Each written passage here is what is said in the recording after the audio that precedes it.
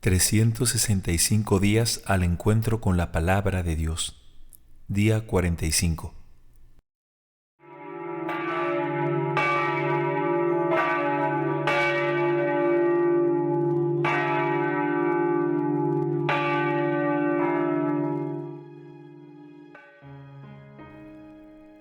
Ven, Espíritu Santo, llena los corazones de tus fieles y enciende en ellos el fuego de tu amor.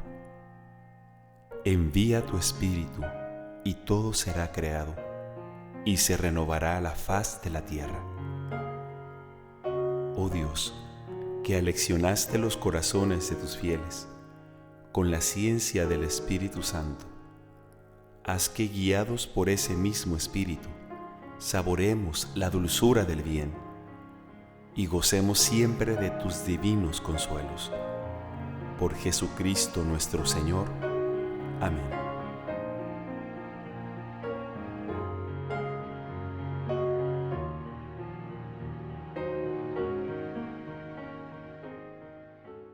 De la segunda carta a los Tesalonicenses, capítulo 2. Acerca de la venida de nuestro Señor Jesucristo y de nuestra reunión con Él, les rogamos, hermanos, que no se dejen perturbar fácilmente, ni se alarmen, sea por anuncios proféticos o por palabras o cartas atribuidas a nosotros, que hacen creer que el día del Señor ya ha llegado. Que nadie los engañe de ninguna manera, porque antes tiene que venir la apostasía y manifestarse el hombre impío, el ser condenado a la perdición, el adversario, el que se alza con soberbia contra todo lo que lleva el nombre de Dios o es objeto de culto, hasta llegar a instalarse en el templo de Dios, presentándose como si fuera Dios. ¿No recuerdan que cuando estuve con ustedes les decía estas cosas? Ya saben qué es lo que ahora lo retiene, para que no se manifieste sino a su debido tiempo. El misterio de la iniquidad ya está actuando, solo falta que desaparezca el que lo retiene. Y entonces se manifestará el impío, a quien el Señor Jesús destruirá con el aliento de su boca y aniquilará con el resplandor de su venida. La venida del impío será provocada por la acción de Satanás y está acompañada de toda clase de demostraciones de poder, de signos y falsos milagros, y de toda clase de engaños perversos, destinados a los que se pierden por no haber amado la verdad que los podía salvar. Por eso, Dios les envía un poder engañoso que les hace creer en la mentira, a fin de que sean condenados todos los que se negaron a creer en la verdad y se complacieron en el mal. Nosotros, por nuestra parte, siempre debemos dar gracias a Dios, a causa de ustedes, hermanos amados por el Señor. En efecto, Dios los eligió desde el principio para que alcanzaran la salvación mediante la acción santificadora del Espíritu y la fe en la verdad. Él los llamó por medio de nuestro Evangelio, para que posean la gloria de nuestro Señor Jesucristo. Por lo tanto, hermanos, manténganse firmes y conserven fielmente las tradiciones que aprendieron de nosotros, sea oralmente o por carta. Que nuestro Señor Jesucristo y Dios, nuestro Padre, que nos amó y nos dio gratuitamente un consuelo eterno y una feliz esperanza, los reconforte y fortalezca en toda obra y en toda palabra buena.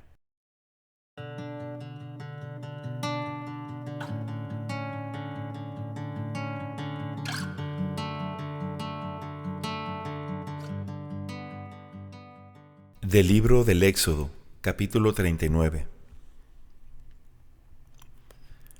También hicieron las vestiduras litúrgicas para el culto del santuario y las vestiduras sagradas de Aarón, como el Señor lo había ordenado a Moisés. Para ello, emplearon púrpura y violeta y escarlata, carmesí y lino fino. El efod lo hicieron de oro, de púrpura, violeta y escarlata, de carmesí y de lino fino reforzado. Prepararon láminas de oro trabajado a martillo, que luego cortaron en forma de hebras, para entretejerlas artísticamente con la púrpura violeta y escarlata, con el carmesí y con el lino fino reforzado. Después aplicaron al efod 2 hombreras, y éste quedó unido por sus 2 extremos. El cinturón para ajustarlo formaba una sola pieza con él, y estaba hecho de la misma manera. Era de oro, de púrpura violeta y escarlata, de carmesí y lino fino reforzado, como el Señor lo había ordenado a Moisés.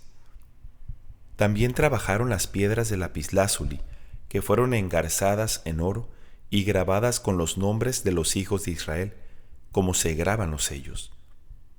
Finalmente, colocaron las piedras en las hombreras del efod, para que fueran un memorial en favor de los israelitas, delante del Señor, como Él se lo había ordenado a Moisés. También hicieron el pectoral, trabajado artísticamente y confeccionado de la misma manera que el efod. Lo hicieron de oro, de púrpura violeta y escarlata, de carmesí y de lino fino reforzado.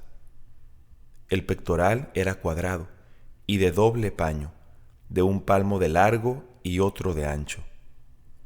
Lo guarnecieron de piedras preciosas, dispuestas en 4 hileras. En la primera había un jaspe rojo, un topacio y una esmeralda. En la segunda, un rubí, un zafiro y un diamante. En la tercera, un ágata, una cornalina y una amatista. Y en la cuarta, un crisólito, un lapislázuli y un jaspe verde. Todas ellas estaban engarzadas en oro. Las piedras eran 12 en total, como los nombres de los hijos de Israel, y cada una llevaba grabado el nombre de una de las 12 tribus, como se graban los sellos. También hicieron para el pectoral unas cadenas de oro puro, trenzadas a manera de cordones, 2 engastes de oro y 2 argollas de oro, y ajustaron las 2 argollas a sus 2 extremos. Sujetaron las 2 puntas de las cadenas de oro en las 2 argollas que estaban en los extremos superiores del pectoral, y unieron las otras 2 puntas a los engastes que habían colocado sobre las hombreras del efod, por la parte de adelante. Hicieron asimismo otras 2 argollas de oro, y las ajustaron a los 2 extremos inferiores del pectoral, sobre el borde interior, el que da hacia el efod. También forjaron otras 2 argollas de oro, y las adhirieron a las 2 hombreras del efod, por la parte de adelante, y bien hacia abajo, o sea, cerca de la costura y encima del cinturón. Así sujetaron el pectoral, haciendo pasar entre sus argollas y las argollas del efod un cordón de púrpura violeta, de manera que el pectoral quedaba fijo sobre el cinturón y no podía desprenderse del efod. Esto es lo que el Señor había ordenado a Moisés. Además, hicieron el manto del efod tejido de púrpura violeta. En el centro tenía una abertura semejante al cuello de una cota de guerrero y reforzada con un dobladillo para que no se rasgara. Su ruedo estaba adornado con unas granadas de púrpura violeta y escarlata, de carmesí y de lino fino reforzado. También hicieron unas campanillas de oro puro y las colocaron sobre el ruedo del manto, intercalándolas con las granadas. Las campanillas y las granadas estaban dispuestas alternadamente, una al lado de la otra, a lo largo de todo el ruedo. El manto se empleaba para ejercer las funciones sacerdotales, como el Señor se lo había ordenado a Moisés. Después hicieron las túnicas de lino fino para Aarón y sus hijos. Hicieron el turbante de lino fino, los adornos de las mitras de lino fino y los pantalones de lino fino reforzado. También tejieron las fajas recamadas de lino fino reforzado, de púrpura violeta y escarlata y de carmín, conforme a la orden que el Señor había dado a Moisés. Finalmente, grabaron la flor de oro puro, signo de consagración, y grabaron en ella, como se graban los sellos, la siguiente inscripción: consagrado al Señor. Luego le pusieron un cordón de púrpura violeta para poder sujetarla a la parte superior del turbante, como el Señor se lo había ordenado a Moisés. Así fue concluida la construcción de la morada, o sea, la carpa del encuentro. En la ejecución del trabajo, los israelitas obraron exactamente conforme a todo lo que el Señor había mandado a Moisés.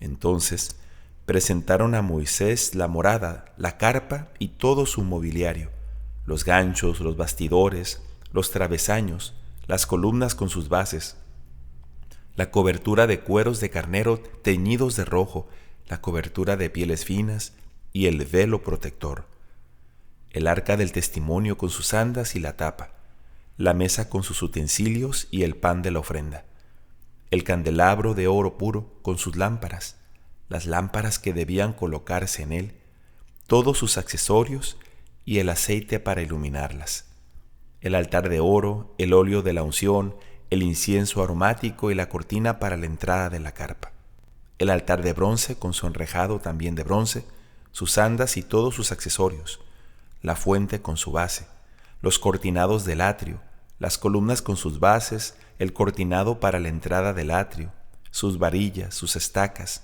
y todos sus utensilios para el culto de la morada, o sea, la carpa del encuentro. Las vestiduras litúrgicas para oficiar en el santuario, a saber, las vestiduras sagradas para el sacerdote Aarón y las que usarán sus hijos para las funciones sacerdotales. Los israelitas realizaron todo el trabajo de acuerdo con las instrucciones que el Señor había dado a Moisés. Cuando Moisés vio que habían hecho toda la obra, ajustándose exactamente a lo que el Señor había ordenado, los bendijo. Del libro del Éxodo, capítulo 40. El Señor habló a Moisés en estos términos: El día primero del primer mes erigirás la morada, la carpa del encuentro. Allí pondrás el arca del testimonio y la protegerás con el velo. Luego llevarás la mesa y dispondrás sobre ella lo que sea necesario.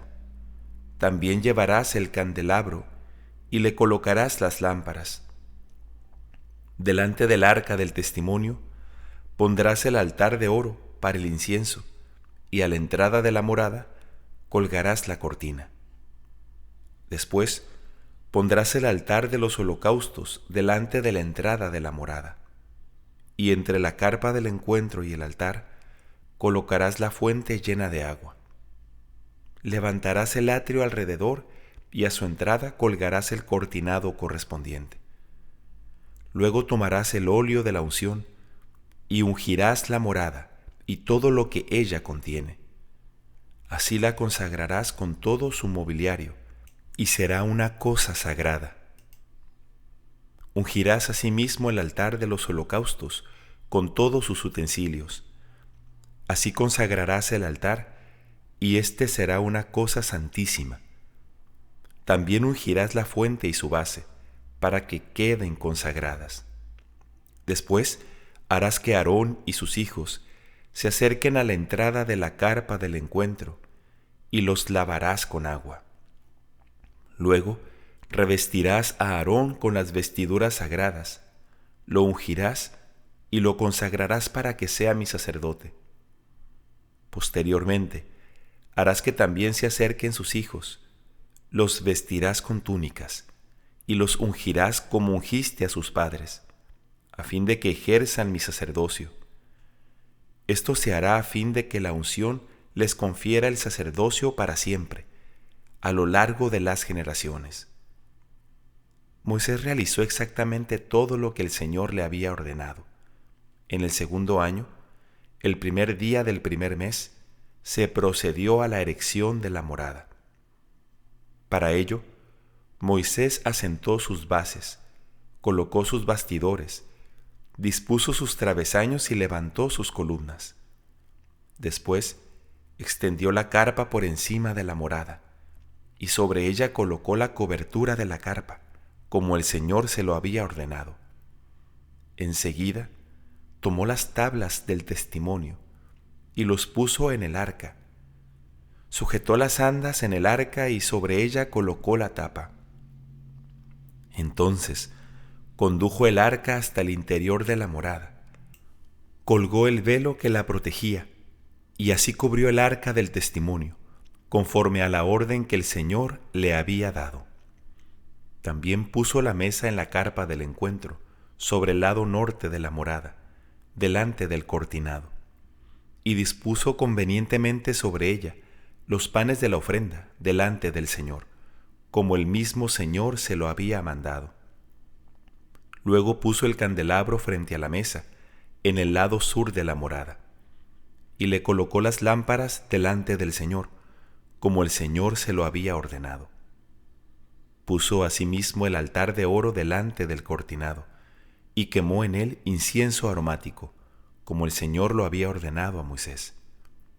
A la entrada de la morada colgó la cortina, y delante de la entrada de la carpa del encuentro puso el altar de los holocaustos, sobre el cual ofreció el holocausto y la oblación conforme a la orden del Señor.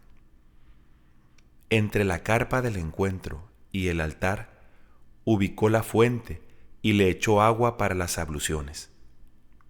Moisés, Aarón y sus hijos se lavaron en ella las manos y los pies. Y siempre que entraban en la carpa del encuentro y se acercaban al altar, se lavaban, como el Señor se lo había ordenado a Moisés. Finalmente, levantó el atrio alrededor de la morada y del altar, y colgó el cortinado a la entrada del atrio. De esta manera, Moisés dio por terminado el trabajo. Entonces, la nube cubrió la carpa del encuentro, y la gloria del Señor llenó la morada. Moisés no podía entrar en la carpa del encuentro, porque la nube se había instalado sobre ella, y la gloria del Señor llenaba la morada. En todas las etapas del camino, cuando la nube se alzaba, alejándose de la morada, los israelitas levantaban el campamento. Pero si la nube no se alzaba, ellos no se movían, hasta que la nube volvía a hacerlo. Porque durante el día, la nube del Señor estaba sobre la morada, y durante la noche, un fuego brillaba en ella, a la vista de todo el pueblo de Israel. Esto sucedía en todas las etapas del camino.